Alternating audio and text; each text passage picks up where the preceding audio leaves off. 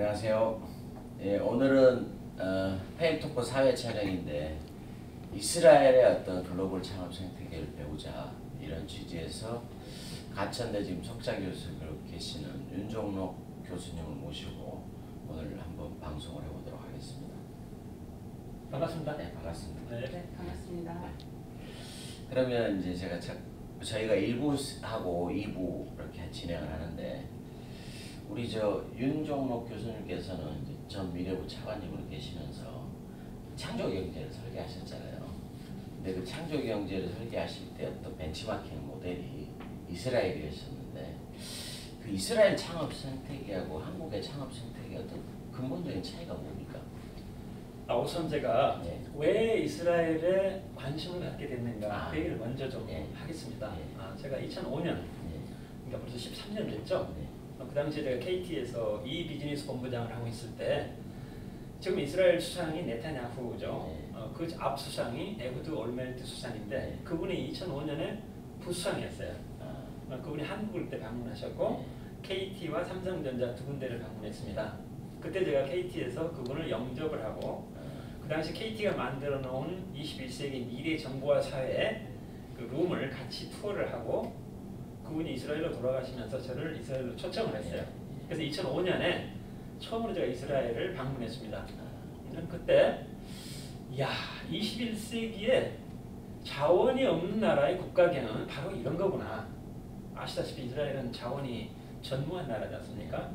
자원은 없지만은 브레인의 힘을 가지고 21세기를 얼마든지 리드할 수 있다 하는 그 메시지를 2005년에 제가 받고 왔습니다. 그 이후로 저는 이스라엘에 대해서 굉장히 관심을 많이 가졌는데 KT 임원 임기를 마치고 2009년에 미국의 벨 연구소로 제가 2년 나갔는데 그때 창업국가라는 책을 제가 발견했습니다. 스타트업 네이션, 21세기 이스라엘의 경제 기적을 다룬 책 스타트업 네이션이라는 책을 발견해서 제가 그를 창업국가 이렇게 번역을 했습니다. 이 책이 바로 그 책인데요. 저는 이 책을 번역하면서 이제는 손발의 부지런함으로 경제를 일으키던 시대에서 브레인의 창의적으로 경제를 일으키는 시대로 바뀌고 있구나. 우리나라가 지난 50년간 정말 그 한국 전쟁 끝나고 1인당 GDP가 67달러에서 거의 3만 불까지 올라왔지 않습니까? 이 힘은 결국은 근면, 자조, 협동, 게으른 손발을 부지런하게. 그러나 이스라엘은 벌써 근면, 자조, 협동이라는 이런 컨셉보다는 브레인의 상상력을 혁신으로 만드는 경제로 이미 가 있더라 이거죠. 그리고 제가 미래창조과학부로 가게 되면서 이스라엘의 그 혁신 모델을 우리 경제에다가 좀 수용했으면 좋겠다라고 해서 제가 창조경제라는 단어를 사실은 만들었는데 그 창조경제라는 게 그냥 뭐 이름이 좋아서 만든 게 아니라 저도 나름대로 여러 가지 고민을 많이 했습니다. 아마 우리 시청자께서 이 책 보신 분 많이 있을 거라고 생각합니다. 피터 틸이 쓴 Zero to One이라는 책인데 이 책에 보면은 그래프가 하나 나와요. X축은 1을 N으로 만드는 축, Y축은 0을 1로 만드는 축. X축은 뭔가?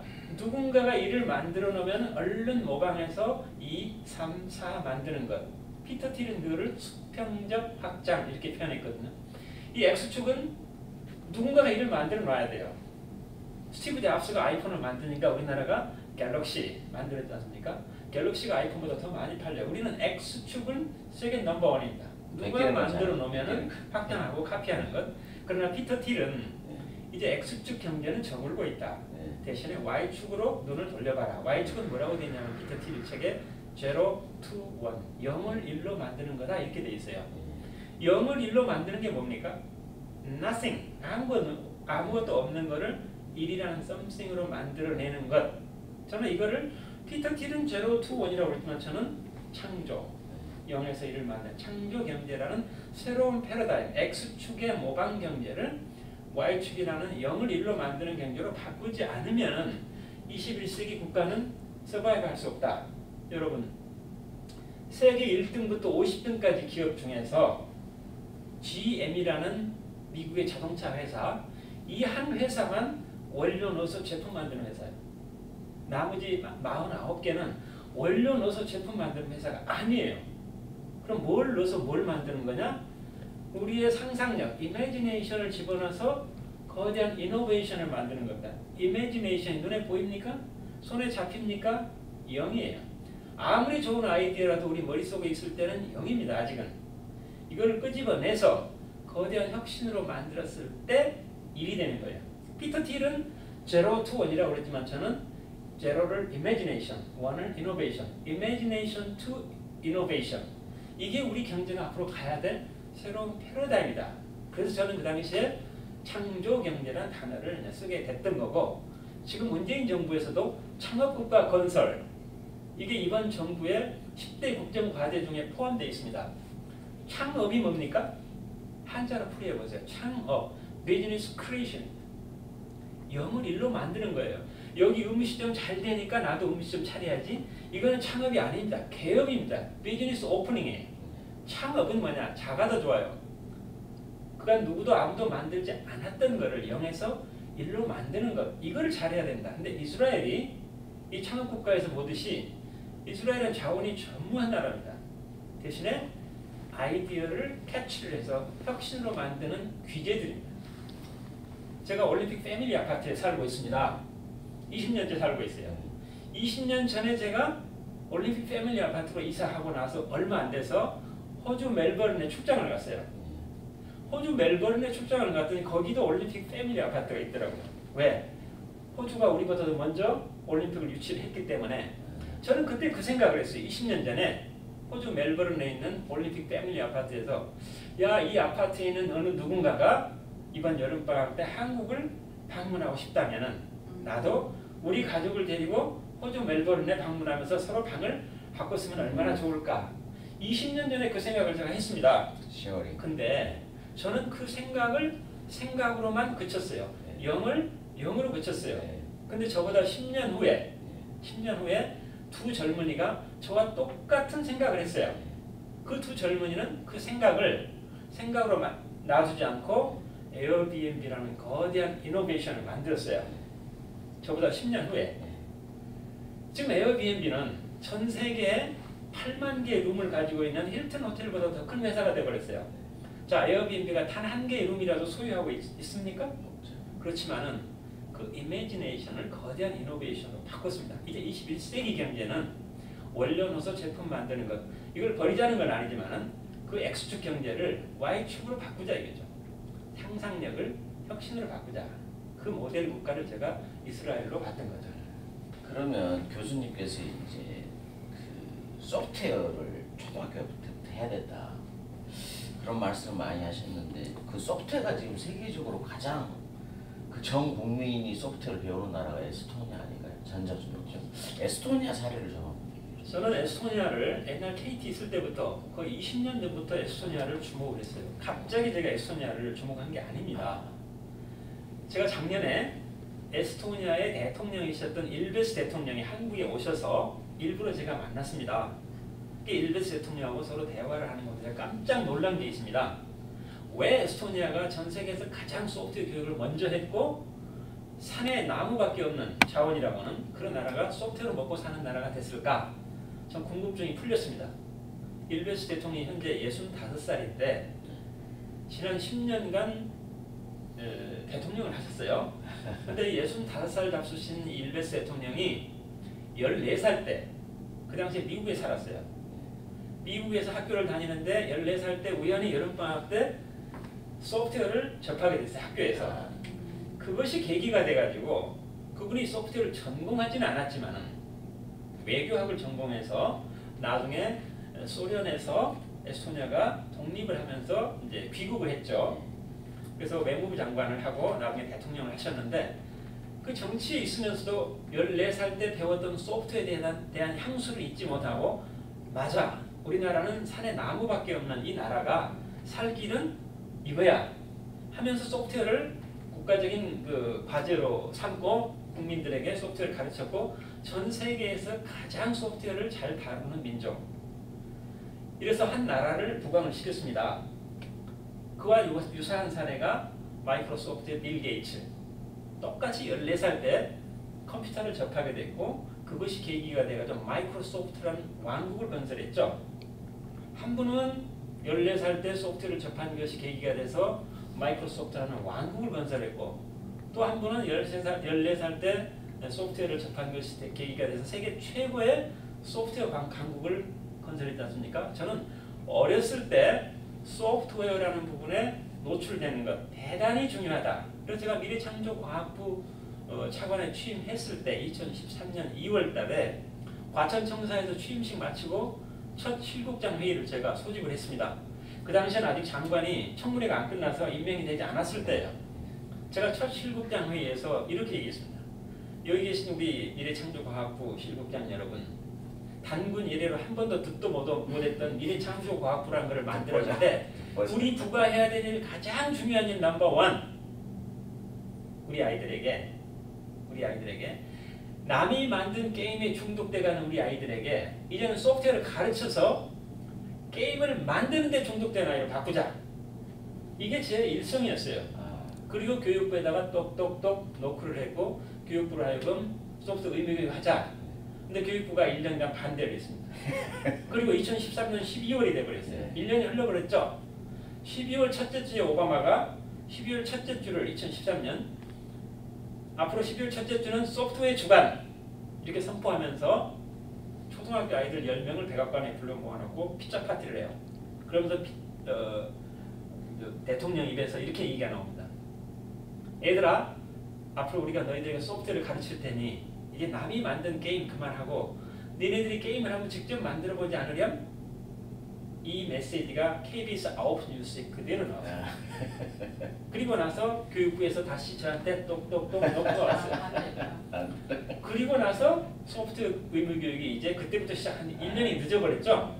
어쨌든 다행스럽게 금년부터 중고등학교 소프트웨어 의무교육이 시작된 것은 다행스럽다. 또 내년부터 2019년부터 초등학교 포함 초중고등학교 소프트웨어 의무교육이 시작된 것도 대단히 다행스럽다. 근데 저는 교육부가 너무 느려 터져서 안 되겠어요. 그래서 미래창조과학부가 직접 핸들링 할 수 있는 학교가 실업계 고등학교입니다. 그래서 대덕단지 안에 있는 대덕전자공고를 소프트웨어 마이스터 고등학교로 바꿔버렸어요. 그래서 금년에 첫 졸업생이 80명 나왔죠. 거기에 스티브 잡스의 10분의 1 정도 되는 새끼 호랑이가 몇 마리 자라고 있습니다. 이 사람들이 앞으로 4, 5년 후가 되면 어마어마한 일을 저지를 겁니다. 광주 대구에서도 해달라고 해서 광주 대구에도 소프트웨어 마이스터 고등학교를 열었고요. 저는 이것을 양이 안 차요. 그래서 전국에 있는 대학을 치열하게 경쟁을 해서 1년에 5개씩 5년 동안 25개 대학을 소프트웨어 중심 대학 지정을 해놨습니다.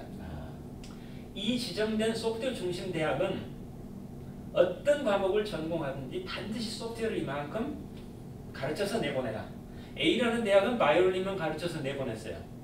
소프트웨어 중심 대학인 B대학은 바이올린도 가르치고 소프트웨어도 같이 가르쳤어요. A대학 출신은 뭐한가 봤더니 바이올린 레슨하고 있어요.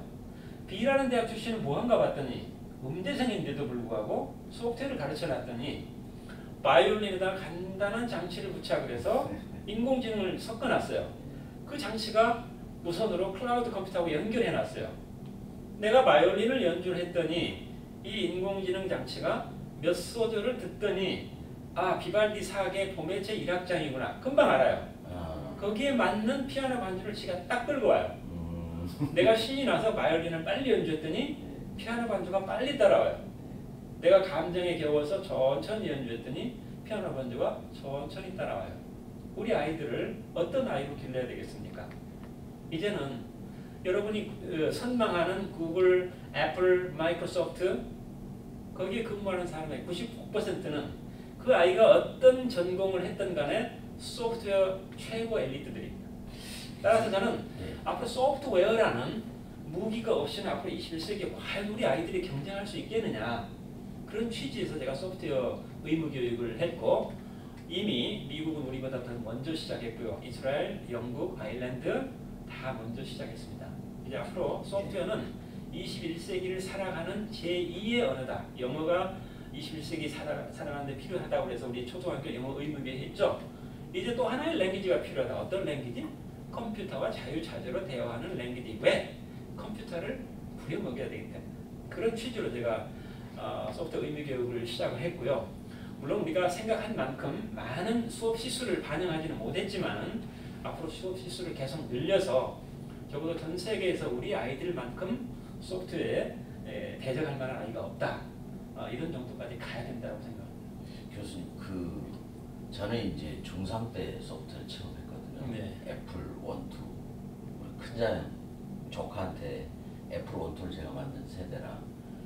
그래서 저는 이제 소프트웨어를 어렸을 때 사실 중학교 때 접해가지고 지금까지 빨리 사실 저도 중학교 때 지금까지 이제 소프트웨어를 하는데 많이 하셨네요. 그러다 보니까 사실 이제 대학도 전공을 굳이 소프트웨어를 안 택하고 책 보고 랭귀지 다 따니까 독학으로 그래서 이제 굳이 소프트웨어 전공을 안 택했는데 우리 요새 우리 벤처기업가들 사이에 그런 얘기가 있어요. 보통 이제 우리 과외 그러면 국영수 그러면 대학 가는 국영수 하잖아요. 국영수 소프트웨어 하나 들어가면 끝난다. 그러니까 대학 들어갈 때 전공에 상관없이 국영수 소프트웨어 하나 이거 하나 딱 박으면 교육부에서 그냥 벌떼처럼 한다. 그거에 대해서 어떻게 깨우칠 생각하세요? 것 같아요. 저는 충분히 네. 그렇게 해야 될 가치가 있다고 생각합니다. 네. 왜냐하면 아까 얘기했듯이 세계에서 가장 앞서가는 기업에 우리 아이들이 가고 싶어 하지만은 그 기업에서 정작 요구하는 건 뭡니까? 다른 거 아니에요. 내가 미술을 전공했던, 역사를 전공했던, 심리학을 전공했던 소프트웨어에 대해서 가장 잘 아는 그런 아이들을 뽑아가거든요. 따라서 저는 정말 실질적으로 생각한다면 그 정도까지 가졌으면 좋겠다. 그러나 교육 정책이라는 게 리드 타임을 두고 사전에 준비할 수 있도록 해야 된다는 여러 가지 평등의 원리 이런 것들을 적용했을 때 당장에 할 수는 없다 하더라도 장기적인 교육 정책에서 소프트웨어는 가장 중요한 학과목의 하나로 반드시 염두에 두고 교육 정책이 반드시 펴져야 된다 이렇게 생각합니다. 저희 조카가 사실 초등학교 때 영재반 했었거든요. 지금 이제 서강대 나와가지고 저기 있는데 우리나라 이 교육 정책이 보통 어떤 여야가 합의해서 100년을 딱 플랜을 짜고 그대로 가야 되는데 대통령 바뀔 때마다 교육부총리 바뀔 때마다 헷가닥 바뀌니까 이 학생하고 학부모하고 어느 장단을 맞춰야 되냐 오락가락 하거든요. 교육이라는 게 그래서 100년 대계를 가야 되는데 그거에 대해서 그러니까 뭔가 우리 미래부에서 뭔가 이렇게 예전에 이렇게 막 혁신을 하려고 그래도 사실 교육이라는 게 제일 고리타분하죠. 교육 공부. 제가 이제 소프트웨어 얘기를 했지만 저는 이렇게 한번 사례를 들어볼까요? 네. 세종문화회관을 누가 만들었습니까? 라고 질문을 하면 벽돌을 쌓던 사람도 내가 만들었습니다. 세종문화회관을 멋지게 설계한 사람도 내가 만들었습니다. 여기에 멋진 땅이 하나 나오는데 여기다가 뭘 짓지? 문화의 전당을 하나 짓자 라고 결정한 사람도 내가 세종문화회관을 만들었다. 손을 들 겁니다. 다 맞습니다. 소프트웨어도 마찬가지입니다. 이 소프트웨어를 만드는데 누가 이 소프트웨어를 만들었습니까? 라고 했을 때 코딩을 열심히 한 사람도 내가 만들었습니다. 그러나 그 소프트웨어의 알고리즘을 짠 사람도 내가 만들었습니다. 그렇지 않습니까? 그럼 우리는 소프트웨어 교육이라는 부분이 두 가지로 나눠집니다. 건축으로 따진다면 열심히 멋지게 튼튼하게 벽돌 쌓는 것 대단히 중요하고요. 더 중요한 거는 이 건물을 어떻게 지어야 되지 멋지게 설계하는 것은 그보다 못지않게 더 중요한 부분이거든요. 소프트웨어도 마찬가지입니다.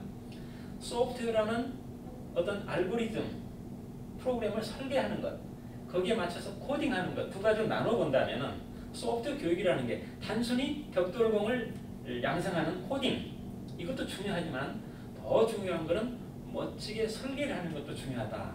그래서 소프트웨어 교육이라는 것이 단순한 코딩으로 생각하고 폄하하는 사람들이 너무 많은데 실제는 그 설계하는 부분이 더 중요하다. 이 설계는 누가 하느냐?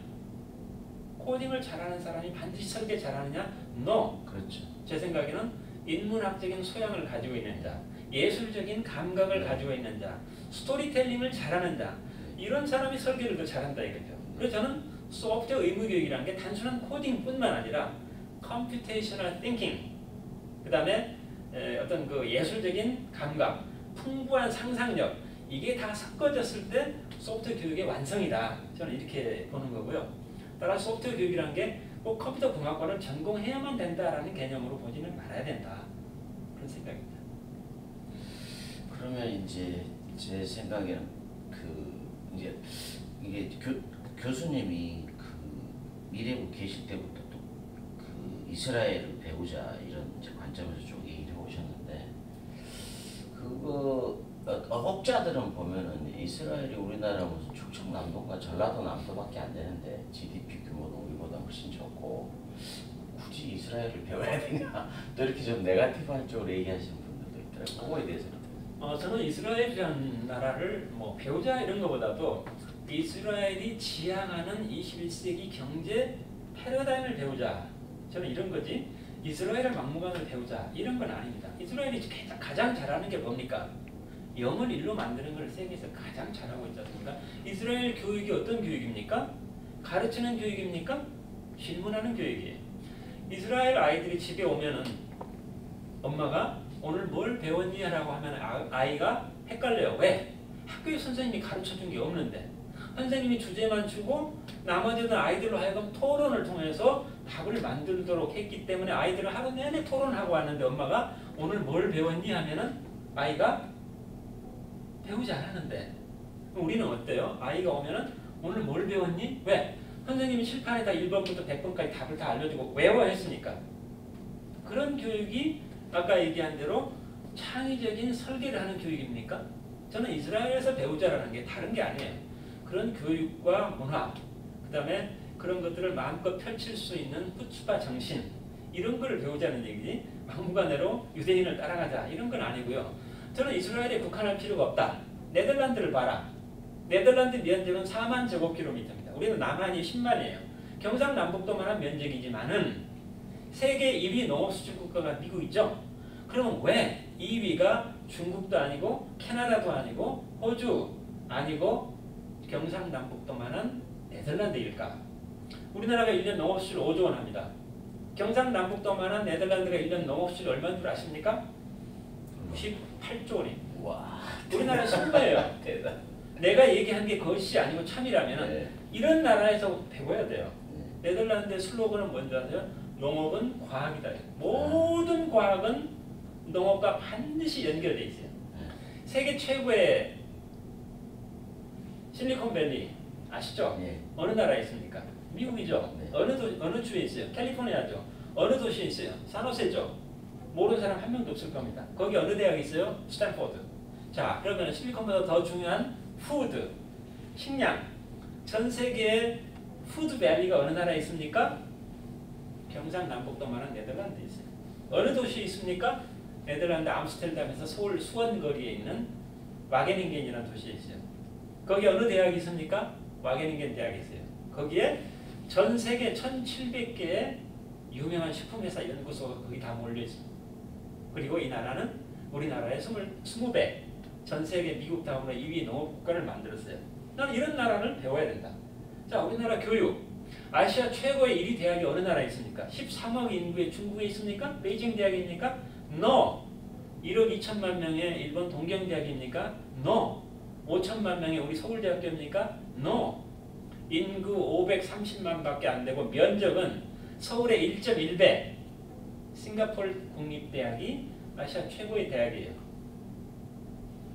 우리는 이런 것에서 다 배워야 돼요. 내가 이스라엘 얘기했다고 이스라엘뿐만 아니라 이스라엘에서는 혁신 창업, 네덜란드에서 혁신적인 농업, 싱가포르에서는 혁신적인 교육 이런 걸 통해서 우리나라가 아까 제가 제로 투 원이라고 그랬잖아요. X축에서 Y축으로 이미지네이션을 이노베이션으로 바꾸는 그런 국가, 그런 경제, 그런 교육, 그런 문화 이런 거를 지향하자라는 의미입니다. 제가 그럼 질문하는 게 네. 이제 창업보육센터 매니저라서 창업보육센터를 엮어서 질문 드릴게요. 그 창업보육센터를 카피한 게 미국과 이스라엘 때 창업보육센터를 한국에 들여와서 90년도에 그걸 창업보육센터를 이제 학교에 인프라가 많으니 거기서부터 시작을 해서 지금까지 왔단 말이에요. 근데 지금 정부에서는 창업보육센터가 그렇게 많이 생각했던 것보다 많이 붐이 안 일어났다고 생각을 하고 있어요. 근데 좋은 걸 다 받아들였다고 지금 이렇게 다 벤치마킹을 해서 만들었잖아요. 그 어떻게 보면 실패까지는 아니더라도 그래도 정부에서 생각하는 그 이만큼 들였는데 이만큼의 성과가 나지 않았다고 하는 그 이유는 뭘까요? 이제 창업보육센터라는 컨셉은 세계 최초로 이스라엘이 먼저 그 컨셉을 꺼내요. 왜냐하면 이스라엘은 자원이 없는다는 게 결국은 과학기술을 다루는 데서 혁신을 만들어내야 되잖아요. 근데 과학기술을 다루는 데가 대학이잖아요. 다루는 데가. 따라서 이스라엘이 맨 먼저 법을 하나 만들어요. 모든 대학의 기술은 외부로 나갈 때 개인이 절대 못 갖고 나간다. 대신에 대학 안에 OTT, Office of Technology Transfer, 기술 전수 회사를 하나 만들어서 모든 기술은 기술 전수 회사를 통해서 반드시 나가도록 하라. 그 대신에 이 기술 전수 회사는 이 기술을 받아서 전 세계 달나라까지라도 가서 이 기술이 꼭 필요한 기업을 찾아서 매칭해주는 전문적인 역할을 하도록 만들어놨어요. 이 OTT의 역할이 대단히 중요해요. 이스라엘이 이런 거 만들었으니까 우리도 만들자. 근데 우리나라 OTT는 전 세계에서 이 기술이 필요한 걸 찾아내지 못한다면은 OTT 역할이 안 되잖아요. 미국도 이스라엘이 그렇게 하니까 미국도 법을 하나 만들었어요. 베이돌이라는 상원의원이 베이돌 법을 하나 만들었죠. 거기도 마찬가지입니다. 미국에도 모든 대학에서 연구소에서 나오는 테크놀로지는 반드시 그 대학에서 그 테크놀로지 트랜스퍼 오피스를 통해서 하자. 그래서 우리나라도 지금 현재 그 산학협력 이런 거를 만들었지 않습니까? 제일 중요한 거는 그런 폼을 만드는, 형식을 만드는 것보다도 그 OTT라는 조직이 이 기술을 필요로 하는 기관이 어디인지 전 세계를 샅샅이 뒤져서 거기에 정확하게 매칭을 해주기 때문에 나는 믿고 거기다가 맡기는 거고 거기서 연결해 주는 거잖아요. 그러니까 그 형식을 다루는 것이 중요한 것이 아니라 그 왜 만들었으며 거기서 하는 펑션이 뭐냐 이거를 정확하게 들여다봐야 된다는 생각이고요. 또 한 가지 제가 강조하고 싶은 것은 이스라엘이 창업국가이지만 정부에서 창업을 하기 위해서 돈을 투자한 것은 딱 3억 달러밖에 없습니다. 정부에서 3억 달러를 댔어요. 그리고 민간에게 매칭을 3억 달러를 받았어요. 6억 달러가 됐죠. 6억 달러를 10개로 쪼갰어요. 그럼 한 개당 6천만 불짜리 벤처 캐피탈이 10개가 생긴 거죠. 그 10개의 벤처 캐피탈을 통해서 최초로 그 벤처 창업을 이제 지원을 하게 되죠. 그때 정부에서 3억 달러를 댄 기관이 요즈마 펀드입니다. 요즈마 펀드가 3억 달러, 민간이 3억 달러, 6억 달러를 10개로 6천만 불씩 쪼개가지고 벤처 투자를 할 때 이스라엘의 수석과학관실 Office of Chief Scientist 거기에 있는 150명의 수석과학관들, 최고의 과학관들이 그 10개 벤처가 투자하는데 직접 가서 야전 침대를 가지고 두 달, 석 달간 같이 숙식을 하면서 지원을 했어요. 거기서 성공한 대단한 것 같아요. 거기서 성공한 기업들이 많이 나왔고 네. 그 성공한 기업 책임자로 하여금 왜냐하면 자기가 벤처를 해서 성공해본 경험을 가지고 있는 자이기 때문에 그리고 성공을 했기 때문에 몇 조씩 이제 M&A를 통해서 돈을 받았지 않습니까? 그 받은 사람으로 하여금 그 돈을 가지고 지중해에서 요트를 타고 즐기게 하는 게 아니라 그 돈을 가지고 얘가 다시 벤처 투자를 하도록 얘한테 정부에서 페이버를 많이 줬죠. 리스크를 안고 투자하기 때문에 실패했을 때는 세금을 안 매긴다랄지 그리고 성공한 아이들이 다시 벤처를 투자하게 만들었고 거기서 또 성공했잖아요. 스노우볼링이 됐잖아요. 그 이후로는 정부는 돈 단 1푼도 안 냈어요. 그러니까 그러면 정부 돈이 들어가면 모럴 해저드라는 개념이 나오지만은 민간인들이 성공해가지고 자기 돈으로 다시 투자를 하는데 모럴 해저드라는 게 있을 수 있습니까? 없잖아요. 그러니까 자연스럽게 정부는 손 떼고 스스로 그 시장 원리에 의해서 돌아가는 것이 이스라엘의 창업국가예요. 그러니까 우리가 생각하는 관 주도를 통해서 정부가 막 몇 조 원을 확보했어. 우리가 정말 정책 잘하고 있어. 이게 중요한 게 아니라 성공한 아이들이 그 돈을 가지고 부동산 투자하고 이런 거 하지 말고 그 돈을 가지고 다시 재투자를 할 수 있도록 적극적으로 제도적으로 세제 혜택을 주고 하면서 지원해 주는 것. 이게 더 중요한 설계다. 저는 정부에서 뭐 5조 원, 내년에 8조 원, 나는 이거는 정말 아니다. 과거에 그 DJ 정부 때도 벤처 육성 정책을 했지만 그때도 정부에서 자꾸 펀드를 만들어가지고 지원해 주려고 하니까 벤처에 그 참여하는 사람들이 정말 그 목숨을 걸고 해야겠다는 그런 그 의지가 좀 약해지죠. 정부 돈 하다가 뭐 실패하면은 뭐 정부 돈인데 이게 아니라 이스라엘처럼 성공한 그 기업인이 직접 그걸 가지고 투자를 한다면 자기가 성공하는 경험도 있기 때문에 허투루 돈을 투자를 하지 않죠. 근데 이제 교수님 저는 사실 제가 4.5번째 지금 사업을 하고 제도죠. 네. 그러니까 저는 삼성전자 나와서 DJ 정권 초기부터 지금까지 쭉 창업을 연쇄 창업을 했거든요. 근데 저는 이제 필드에서 직접 느끼는 것들이 있잖아요. 그러면 그 이스라엘은 예를 들어서 지금 우리나라 같은 경우는 이렇게 스타트업들 보면 이제 초기 뭔가 그 데모를 할 수 있는 제품이 나올 때까지는 저희 같은 경우는 R&D에 많이 의지를 하는데, 근데 이제 R&D에 의지를 해가지고 이제 제품 만들었어요. 만들어서 이제 생산 판로까지 이걸 가야 되는 또 양산의 허들이 있고, 근데 이제 제 주변에도 이제 성공해서 엑스트한 친구들도 있는데, 우리나라는 그 사업을 한 이제 보통 성공하려면 보통 한 10년은 가야 돼요. 네. 시작해서 뭔가 엑시까지 가려면. 근데 이제 성공하고 나면 대부분 다 빌딩을 사요. 그러니까 월세 받는 게 제일 세이프하다. 그리고 이제 남는 돈으로 주변에 좀 투자할 스타트업이 있으면 찔끔찔끔하고. 근데 월세 중국이라든가 차이나나 다른 나라 사례를 보면 좀 다른 것 같더라고요. 그러니까 그 부분이 아까 교수님이 그런 말씀하셨는데, 저는 그러니까 근데 또 저는 그 기업가들을 욕할 수가 없는 게, 저도 지금 거의 99년도부터 사업 쭉 했는데 이 10년의 과정이 고통스럽거든요. 너무 고통스럽다는 거죠. 왜냐하면 우리나라 벤처기업가들은 10년 있다가 엑시트하면 빌딩을 하는데, 사실은 중국이나 차이나나 실리콘밸리처럼 가려면 이 사람들이 물론 빌딩을 사는 걸 말릴 수는 없잖아요. 세이프하게 월세 받으면. 왜냐하면 사업하는 과정이 너무 힘드니까 지치고. 그래서 대부분 빌딩을 사요. 성공률 엑시에서 한 300억이나 빅머니가 도는 빌딩을 사거든요. 그리고 대부분 한 3년 잠수를 타요. 해외로. 귀찮으니까 여기서 전화 오고. 그리고 이제 딱 나타나거든요. 로또처럼. 근데 그 아까 그 선순환 구조가 되려면 이스라엘도 R&D 자금은 스타트업들한테 주나요? 어떻습니까? 스타트업들한테 R&D 자금을 주는 건 아니고요. 아, 이스라엘은 우리나라는 그렇잖아요. 예. 투자는 없어도 용자는 넘치는 나라가 우리나라. 그렇죠. 우리 용자 없이죠. 그죠? 네. 용자는 넘쳐요. 네. 근데 이스라엘은 용자라는 게 없어요. 100% 투자예요. 멋진 나라네. 투자라는 게 멋진 뭐예요? 나라네. 투자라는 게 뭐냐? 그러니까 이스라엘은 용자 받아서 사는 사람은 단 한 명도 없거든. 투자는 뭐냐?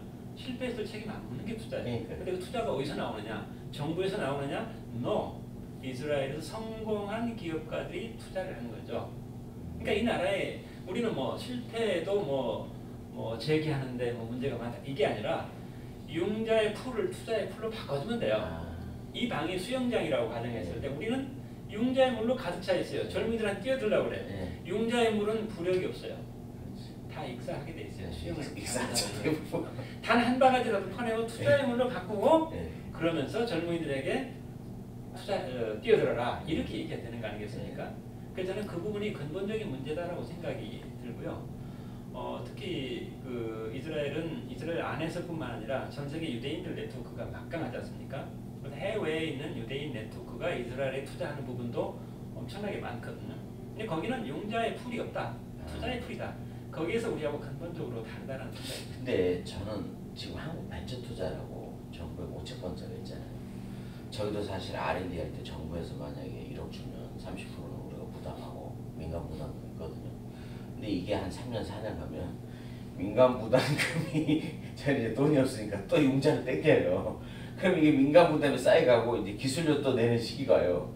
국제까지는 3개를 동시에 만약에 했잖아요. 결과적으로 나중에. 그러면 그게 1,000만 원, 1,000만 원에 3,000만 원씩. 그러니까 이 기술료에 또 함정이 있어요. 기술료를 또 계속 내야 돼요. 그러니까 이제 민간 부담금 하려고 돈 땡기고, 저도 지금 돈이 풀로 찼거든요. 종진고에 있는데. 근데 또 매출 없다고 또 안 해주고. 그러니까 그러면 요새 저희 제도적 기업가들 중에 보면 우리 친구도 종진고 회사 2억 땡겼는데 요새 사업에 회의가 된대요. 이제 그래서 제가 거기서 하고 싶은 얘기는 회의가 스타트업을 하게 되면은 사실은 절박한 마음으로 스타트업을 시작을 해야 되고요. 이스라엘 젊은이들은 자 좋은 아이디어가 떠올랐다. 이 아이디어를 가지고 내가 이스라엘에서 성공해야지라는 바보 천치는 단 한 명도 없습니다. 이스라엘은 인구가 다 합해봐야 800만밖에 안 되기 때문에 내가 이스라엘에서 성공해야 되지? 라는 바보 천치는 단 한 명도 없어요. 처음 아이디어가 떠오를 때부터도 미국을 통해서 내가 이 아이디어를 전 세계로 가져와서 성공해야지 라는 생각을 가지고 출발하는 아이들이지 이스라엘에 성공했다는 사람은 단 한 명도 없어요. 따라서 생각할 때부터 글로벌이에요. 그리고 아이디어를 작성하고 프레젠테이션 하는 거 100% 영어로 하죠. 그러니까 우선은 그 사람들이 영어를 제2 외국어를 한다라는 것, 공식 언어를 한다라는 것, 뭐 장점도 있지만은 우리의 젊은이들이 정말 이 아이디어가 내가 목숨을 걸고 정말 하고 싶은 아이디어라고 한다면은 국내에서 뭐 몇 군데 어플라이해서 안 되더라. 왜 주지 않습니까? 그 아이디어를 가지고 미국의 Y 컴비네이터 왜 못 찾아갑니까? 미국의 벤처 캐피탈에서 왜 못 찾아갑니까? 저는 그 정도의 용기가 없는 상태에서 사업을 시작했다라는 것 자체가 저는 문제다. 저는 그런 생각이 들고요. 유대인들은 종교적으로 이런 생각을 가지고 있어요. 하나님이 이 지구와 우리 인간을 만들었다. 하나님에 의해서 피조물인 우리 인간은 여기 태어난 인간은 이 지구를 좀 더 좋은 곳으로 만드는 몫은 이제 하나님의 몫이 아니라 우리 인간의 몫이다. 이거를 티쿤 올람 이렇게 표현해요. 티쿤 세상, 올람 바꾸다. 어떻게? Make the world as a better place. 세상을 좀 더 좋은 곳으로 만드는 것은 우리 인간이 해야 될 신에 대한 보답이다. 따라서 유대인들은 사업을 하든 어떤 일을 하든 간에 내가 조금이라도 더 좋은 세상을 만드는 데 기여하는 것에 보람을 두고 일하죠. 창업을 하는 것도 일확천금을 먼저 생각하는 게 아니라 내가 이 사업을 하게 되면은 나중에 돈은 물론 벌겠지만은 이 사업을 통해서 이 세상을 나는 이만큼 좋은 것을 만든 거야 라는 소명의식을 먼저 가지고 하기 때문에 사업에 대한 애착이랄지 그다음에 사업을 성공시키기 위한 노력이랄지 이런 부분들이 우리하고 좀 남다른 것 같아요. 홍익인간이에요. 한마디로 얘기하면. 우리 홍익인간과 티콘 올라오는 거의 비슷한. 똑같은. 그러면 이제 일부 세션은 일부 세션이 아니고 사실 일부 세션 하나 또 남았네. 네. 이제 가장 핵심적인 질문을 좀 해야 되는데 창조경제 설계자이시면서 추진자인데 이제 정권이 바뀌었잖아요. 아쉬움도 많을 거고 또 우리 지금 이 창조경제 혁신센터랑 또 관련도 있잖아요. 그래서 우리 또 이 질문은 이게 창조경제가 지금 실패냐 성공이냐 사실 이런 질문인데 저보다 우리 창업보육센터에서 지금 전국에 21개가 창업혁신센터가 있잖아요. 요새 그 실태하고 이런 거 좀 섞어서 한번 질문을. 저는 처음 창조경제를 만드신 취지를 먼저 듣고 싶어요. 그걸 왜 만드셨는지. 아까 제가 얘기했듯이 제로 투 원이라는 개념으로 경제 패러다임이 바뀌고 있다. 근데 제가 창조경제를 만들 때는 X축을 Y축으로 바꾼다라는 패러다임 전환이에요. 근데 대부분의 사람들은 창조경제를 정책, 팔리시로 생각을 해요. 맞아요. 따라서 창조경제 1년 차는 뭐가 바뀌고 5년 되면 뭐가 바뀌니? 근데 패러다임을 바뀐다는 게 1년, 2년 안에 되는 겁니까? 패러다임을 바뀐다는 건 모든 게 다 바뀌어야 돼요. 교육, 문화, 제도, 규제, 금융 이게 다 바뀌지 않고서 어떻게 됩니까? 자, 멋진 자동차가 한 대 있습니다. 이 자동차의 속도는 뭐가 결정합니까? 엔진 튼튼해야 되죠? 당연한 일입니다. 자, 엔진 튼튼하면 다 합니까? 차가 너무 무거운데 가벼워야 됩니다. 이 두 개면 다 합니까? 타이어에 바람이 빠져 있는데 타이어에 바람이 빵빵해야 됩니다. 이 세 개면 다 합니까? 로드 컨디션이 엉망인데 길이 잘 닦여야 됩니다. 네 개면 다 합니까? 신호 체계가 물로 흐르듯이 연결되지 않고 있는데 문제는 이 자동차의 속도는 이 5개 합이 아닙니다. 곱입니다. 4개가 1이고 하나가 제로이면은 자동차의 속도는 제로예요. 차라리 5개 다가 0.5인 게 나아요. 제가 말했던 창조경제, 지금 정부에서 하는 창업국가 건설, 피터 틸이 얘기했던 제로 투 원, X축을 Y축으로 바꾸자. 이 5개가 다 같이 바뀌어야 돼요. 엔진, R&D 역량 높아야 됩니다. 차체의 무게, 규제 완화해야 됩니다.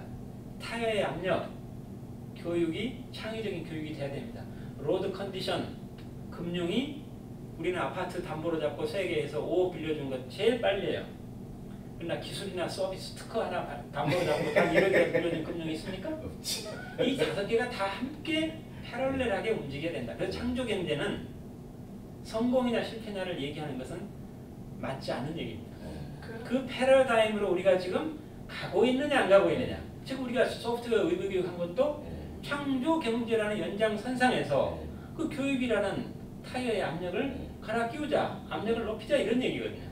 따라 창조 경제가 뭐 지난 정부의 뭐 하나의 그 부산물 이렇게 생각하는 게 아니라 이거는 피터 틸이 얘기한 X축을 Y축으로 1을 N으로 만드는 게 아니라 0을 1로 만드는 쪽으로 사회 전체 패러다임을 움직이는 이거는 앞으로도 계속 ING해야 된다 이렇게 생각합니다. 그러면 저희가 궁금한 거는 그런 의도로 만들었는데 제가 생각하기에는 그런 길을 만들어 주신 거잖아요. 이렇게 X축에서 Y축으로 가는 길을 어떻게 보면 만들어 주신 길인데 지금 가는 거가 그렇게 취지를 알고 계시는 분이 그 윗분들이 알고 계시는 그런 생각에 의문이 들어요. 왜냐하면 저는 같이 창업보육센터를 이제 창업을 해서 이제 저희 기업에 들어오잖아요. 저희 센터에 들어오면 그렇게 잘 돼서 창조경제혁신센터가 그걸 잘 굴러가게 해줘서 나라에서 이제 더 부가가치를 낼 수 있게 해주는 역할을 하는 거를 지금 말씀하시는 것 같은데 그런 흐름이 아닌 것 같아서 거기에 대해서 제가 한 말씀 드리면은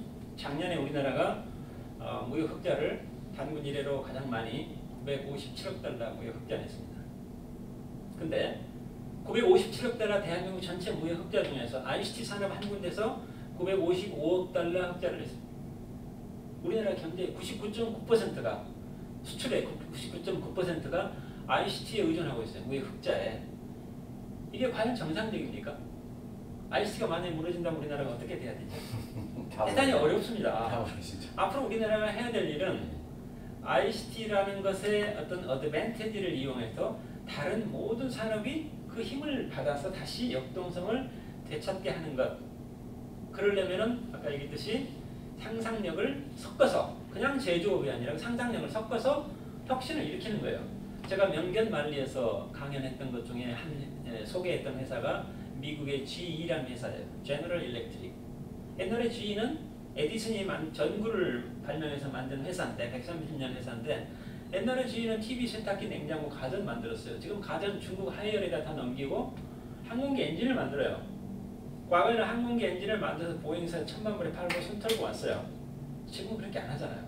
엔진에 250개 센서를 부착을 해서 시동이 걸리면 250개 센서가 가동이 돼서 이 비행기가 JFK 공항까지 14시간 날아가는데 이만큼이라도 문제가 있으면 슈퍼컴퓨터가 미국 캘리포니아에 슈퍼컴퓨터가 대한항공 858기 전 건강 이상 유무를 판단을 해서 비행기 못 뜨게 하거든요. 그 대신에 1000만 불의 엔진을 파는 게 아니라 한 달에 50만 불씩 서비스 차지를 해요. 엔진이 수명을 다할 때까지. 과거의 제조업은 그냥 하드웨어 만들어서 팔았는데 이제는 거기다가 소프트웨어를 얹어서 센서를 부착을 해서 서비스로 업그레이드 했지 않습니까? 이 모든 게 저는 창조 경제다. 근데 우리나라가 지금 현재 조선업 세계에서 25년간 1등 했는데 지금 애물단지가 됐지 않습니까? 그럼 조선업 어떻게 살려야 될까? 조선업이 그냥 조선업이 아니라 30만 톤짜리 배를 코스를 인건비를 절감해서 값을 싸게 할 수는 없습니다. 대신에 30만 톤짜리 배를 지금까지는 300명이 운항을 했는데 ICT 기술을 통해서 30명이 운항할 수 있는 기술을 만드는 것 이게 우리가 할 수 있는 일이거든요. 그런 것들이 뭐냐? 다 창조 경제예요. 제가 좀 아쉬운 거는 제가 지난 정부에서 창조 경제를 위해서 미래 창조 과학부 하나 만들었어. 이제 창조 경제는 너희들이 알아서 해. 우리는 몰라. 교육, 금융, 제도 우리는 모르겠어. 미래 창조 과학부 하나 너희들이 알아서 해봐. 미래 창조 과학부는 아까 자동차라고 말하면 뭡니까? 엔진이에요. 엔진이 아무리 튼튼하게 돌아간들 금융이라는 타이에 로드 컨디션이라는 교육의 그 시스템이 엉망인데 속도가 나겠냐 이거죠. 저는 앞으로 창조 경제 또 지금 정부에서 얘기하는 창업국가 건설은 계속 온고잉 상태여야 된다. 언제까지 이게 끝난다가 아니라 그리고 모든 부처, 모든 산업이 같이 콜래보레이션이 돼야 된다. 근데 지금 현재 아쉬운 거는 정부 부처 간 또는 산업 간 또는 교육기관 간 연구소와 산업계 간 이 콜래보레이션이 대단히 저조하다. 콜래보레이션이 저조하다는 얘기는 아까 자동차의 5개 요소가 다 같이 이루어져야 되는데 엔진은 튼튼한데 타이어에 바람이 빠져있고 이런 언밸런스 이 문제가 저는 가장 심각하다. 네, 이렇게 생각해요. 근데 해외 사례를 보면 결국은 뭐 대통령이 해야 되겠네요. 저는 정말 대통령의 리더십이 예. 가장 프라이어리티 넘버 원이 예. 여기에 쏠려야 된다고 생각합니다. 관심을 많이 가져주셨으면 좋겠네요. 저는. 자 그러면 1부 세션은 네. 이만 마치고 네. 잠깐 브레이크 타임 하시고 2부 세션은 이제 대안 겸 키워드 토킹으로 하겠습니다. 근데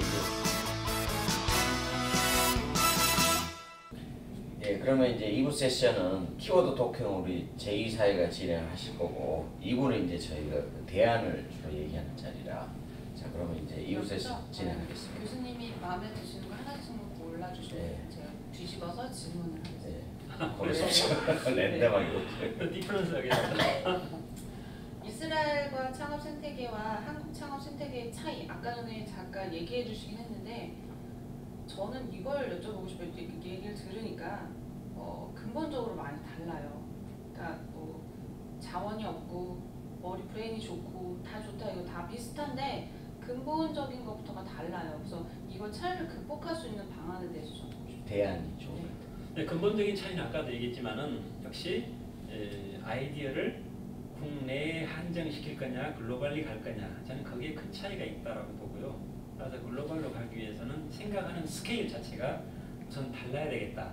그리고 이 아이디어를 정말 글로벌리 가서 설득을 하려면은 국내보다 훨씬 더 각오를 다지고 가야 되지 않겠는가. 그래서 좀 뭐랄까 아이디어에 대한 애착이랄지 어떤 그 목숨을 걸겠다는 정도의 어떤 그 서명 의식 이런 게 좀 필요하지 않겠는가 생각합니다.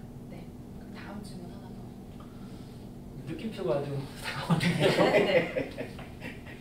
이거는 이제 공직에 계시면서 소회 네. 듣고 싶어요.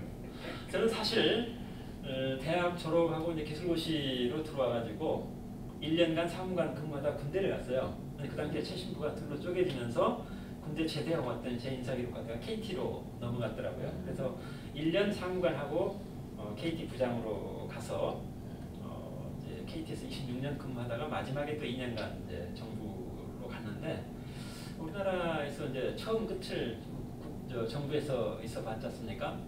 근데 역시 정부의 공무원들이 뭔가 소명 의식을 가지고 열심히 하는 건 굉장히 잘하더라. 근데 역시 창의적인 부분, 뭔가 새로운 것을 만들어내는 부분에 있어서는 내 생각보다 기대에 미치지 못했던 것 같아요. 그래서 저는 차관할 때도 또 KT 있을 때도 제가 임원이고 차관이었지만은 직원들하고 토의를 하면 저도 똑같은 입장에서 아이디어 꺼내고 내 아이디어에 대한 검증도 받고 이렇게 했거든요. 그래서 제가 이스라엘의 후츠바 정신을 많이 강조를 하는데 후츠바 정신의 가장 덕목 1이 뭐냐면 인포멀리티, 형식 타파. 정말 위아래 정말 구별 없이 형식 타파를 하기 때문에 윗사람이 있든 아랫사람이 있든 자기 의사를 흔쾌하게 표현을 하고 그 자리에서 CEO가 바로 억셉트하고 이런 것들이 군더더기를 없애고 스피드를 높여주고 창의력에 대한 생각을 많이 하게 하는 그런 요인이지 않겠는가 이런 생각이 들어요. 공직하시면 아시겠지만 그런 틀에서 벗어나면 안 되잖아요. 물론 틀에서 벗어나면 안 되는 부분도 뭐 과거에 있다고는 하지만은 지금 뭐 세상의 변화가 빛의 속도로 변하는데 적어도 그 정부라는 부분이 앞에서 이끌어주고 길을 놔준다는 관점에서 본다면 맨 앞에 서야 되기 때문에 빛의 속도보다 좀 더 빠른 속도로 가야 되는 거 아니냐라고 한다면은 유대인들의 뻔뻔하고 당돌하고 위아래 구분 없이 대쉬하는 좀 대드는 그런 마인드가 좀 필요하지 않을까 해서 제가 교수님 그거는 거의 그 창조적 파괴인데 요새 그 중기부에 민간 전문가가 지금 혁신식장 들어가 있잖아요. 그래서 제가 뭐 좀 공직이 한 20-30년 계신 분한테 물어봤어요. 민간인이 윗대가로 오면 어떻습니까? 그랬더니 잠시 놀다 간답니다. 이 조직은 왜냐면 뭐 프로젝트 하다가 까딱 잘못되면 그 정맞으니까 그 복지구동이 너무 강해가지고 위에서 오면은 잠시 그냥 그 강물에 잠시 떠 있다가 야 밑에하고 전혀 상관이 없이 그냥 잠깐 그냥 엄청 애쓰다가 잠깐 가는 걸로. 그래서 이 복지구동이 사실은 왜냐면 그 예전에 그 무슨 다산 남회장님 그러더라고요. 청년위원장 하셨는데 자기가 10개를 추진하면 보통 민간은 영업도 10개 추진하면 3개 되면 100%거든요. 정부는 10개 추진을 9개가 다 성공해야 된다. 그래서 저는 그런 생각을 했어요. 차라리 공무원들한테 신규 프로젝트 하면 인사 가점을 주자. 실패하면. 그러지 그래도 받기가 어렵지 않나 그런 생각이 들어요. 네, 역시 이제 앞으로 가면 갈수록 공공 부문과 민간 부분이 이제 점점 섞이는 영역이 늘어날 거다라고 생각을 해야 됩니다. 공무원도 내가 평생 공무원 한다라는 개념보다도 어느 순간 되면 내가 민간 섹터에서 공무원의 경험을 가지고 더 잘할 수 있는 영역을 할 수 있어야 되고 민간 섹터도 경우에 따라서 민간의 경험을 정책에 반영할 수 있는 그 기회를 주어져야 되고 그래서 점점 현재는 아주 그 물과 기름이지만 점점점 이게 이제 불러해진다라는 모호해진다라는 관점으로 봤을 때 양쪽 다 공직이든 민간이든 간에 서로가 앞으로 그 상대 역할을 할 수 있는 그런 어떤 문화나 그런 준비 앞으로의 젊은 공무원들은 그런 생각을 좀 많이 갖게 되지 않을까 기대를 합니다. 그럼 이게 융합이 돼야 된다는 얘기예요. 예. 또 하나 볼까요? 신분증 이게 뭐죠? 이게 한번 에스토니아 사례에 대해서 아까 예, 제가 말씀드렸죠. 네, 역시 에스토니아라는 나라의 인구가 130만밖에 안 되는 아주 작은 나라죠. 그 작은 나라가 핀란드처럼 산에 나무 외에는 아무것도 없어요. 근데 옛날에 소련 연방에 있다가 92년에 독립했지 않습니까? 먹고 살 길이 막막하잖아요. 이때 우리가 뭘 가지고 먹고 살아야 되지? 이스라엘도 1948년에 팔레스타인에 이제 울타리를 치고 이스라엘의 나라를 만들었는데 3분의 1은 네게브 사막이고 3분의 1은 말라리아가 창궐하는 그런 지역이 있어요. 우리가 도대체 어떻게 뭘 먹고 살아야 되지 고민 안 되겠습니까? 그 두 나라의 고민의 결론은 뭐냐? 아 이제 우리는 브레인 갖고 먹고 살아야지 자원이 없는데 어떡하니? 그 브레인을 이제 개발한 거기에서 가장 어텐션 했던 게 그 일베스 대통령이 과거에 경험했던 그 14살 때 경험했던 소프트웨어 그 추억이 남아서 그 나라를 바꿨다.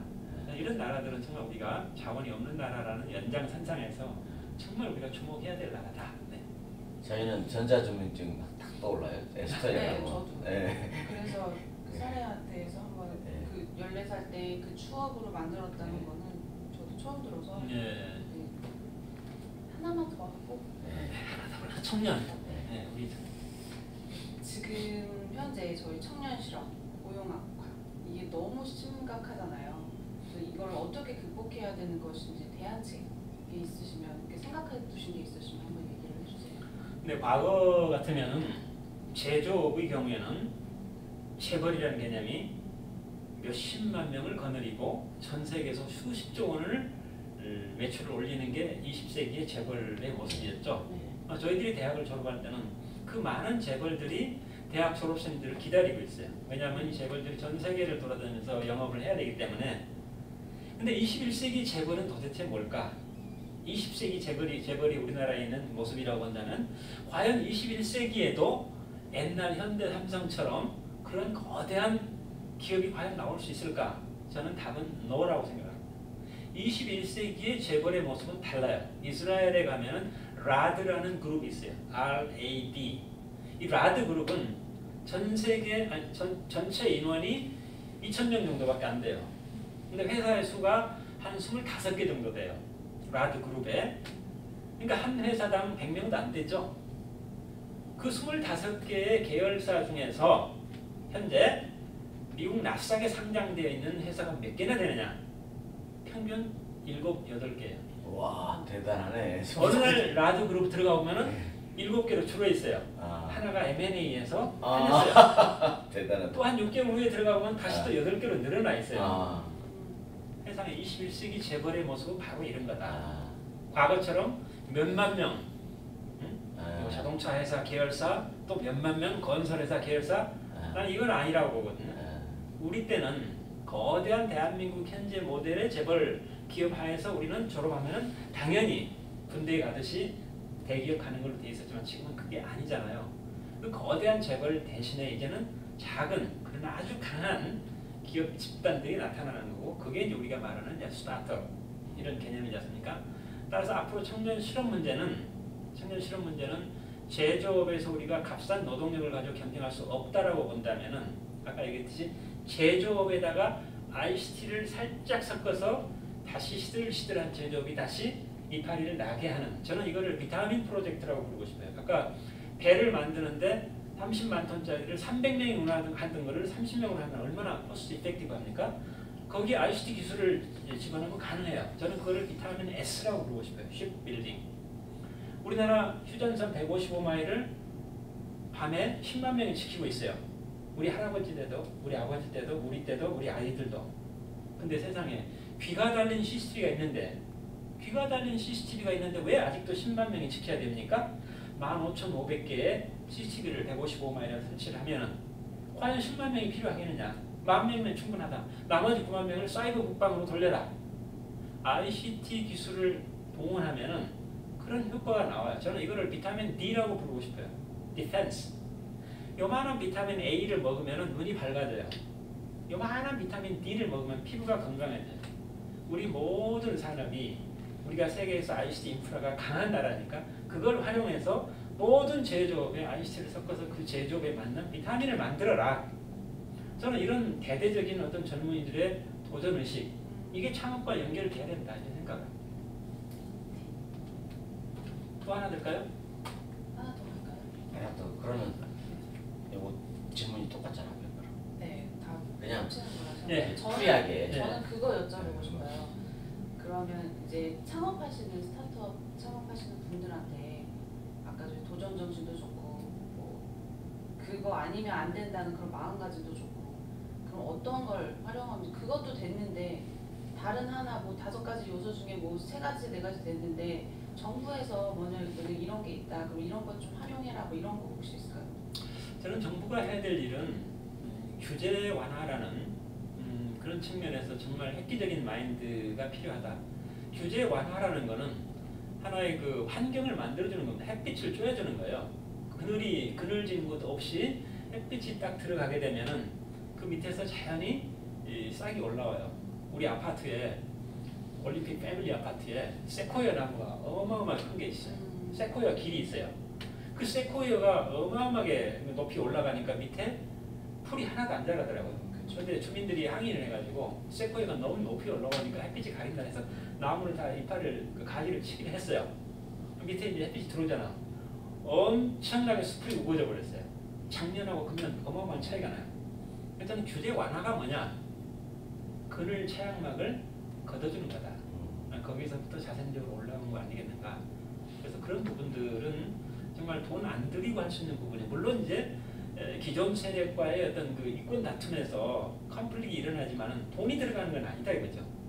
그런 부분에서 우리가 정부가 좀 더, 그리고 사회 전체적으로 우리가 정말 그 전체적으로 그 창조 경제를 업그레이드 해야 된다면, 또는 창업 경제를 업그레이드 해야 된다면은 내부에서 일어나는 어떤 그 컨플릭트 오브 인터레스트, 이런 부분에 대해서는 대선적인 사회적인 합의가 좀 필요하겠다. 저는 규제 완화에 대해서도 할 말이 많은데 어떤 전 정권에서도 우리나라는 규제가 다 포지티브잖아요. 그러니까 우리가 제일 대표적인 예로 저도 가끔 그 딱지 나오거든요. 20km를 넘었대. 나는 교통법규를 잘 지켰는데 이게 우리나라 규제거든요.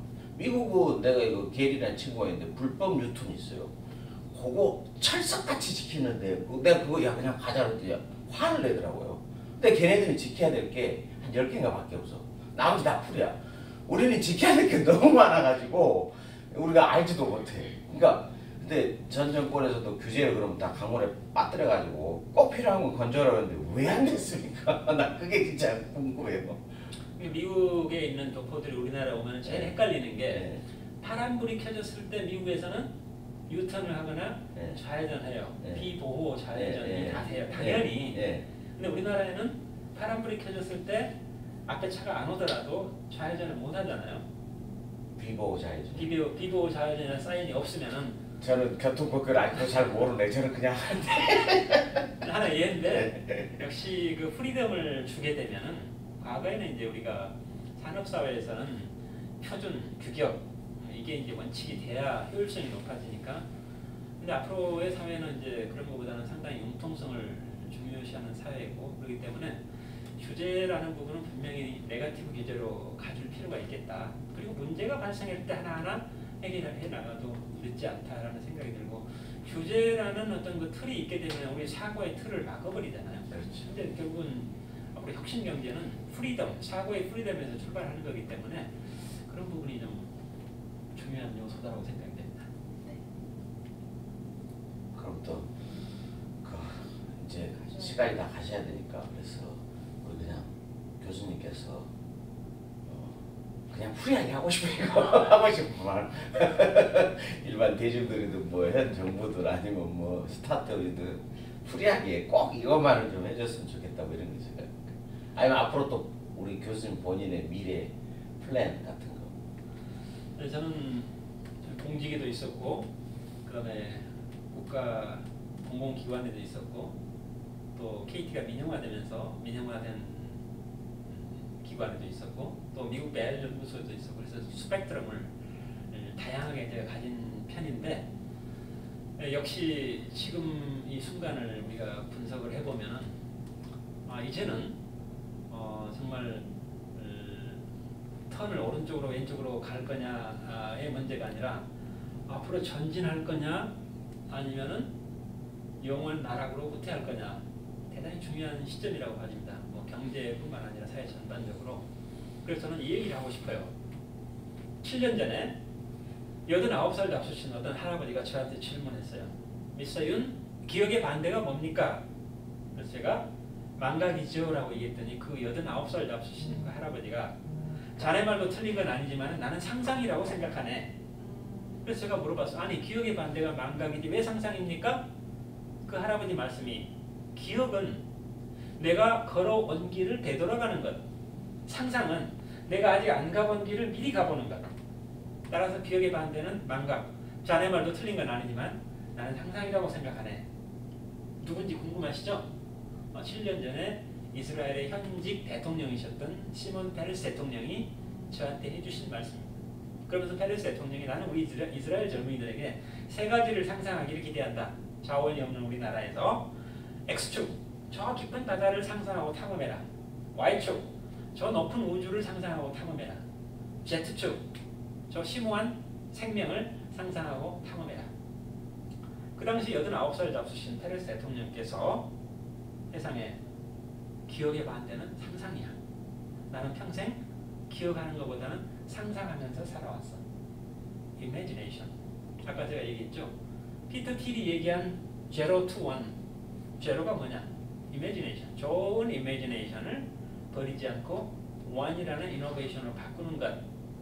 그래서 지난 정부의 창조경제, 지금 정부의 창업국가 건설, 피터 틸이 얘기한 제로 투 원은 역시 이제는 원료를 넣어서 제품 만드는 경제를 지향하는 것보다는 그것도 버리자는 얘기는 아니지만 좋은 이미지네이션을 이노베이션으로 바꾸는 경제다.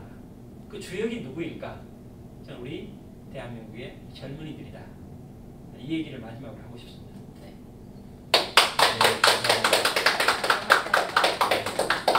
아무튼 좋은 말씀 감사드리고요.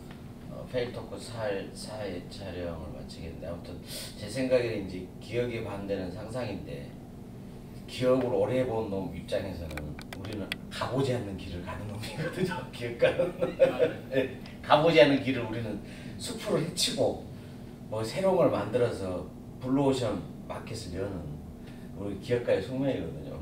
아무튼 한국에도 많은 기업가가 나와야 되겠습니다. 감사합니다. 이상으로 페이토크 사회 촬영 마치겠습니다. 네.